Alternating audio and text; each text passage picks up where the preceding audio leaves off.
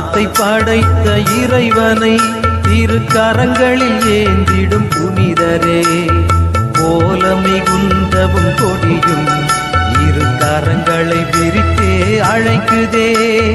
வானிலே அசைந்து ஆட எம்மேனியும் சிலிர்த்து மகிழுதே. ஞாலத்தை படைத்த இறைவனை திருவே எழில் உருவே திருக்கொடியே நீ வாழ்க. அழகே இறைக்கரமே புதுமை புனிதரே வாழ்க.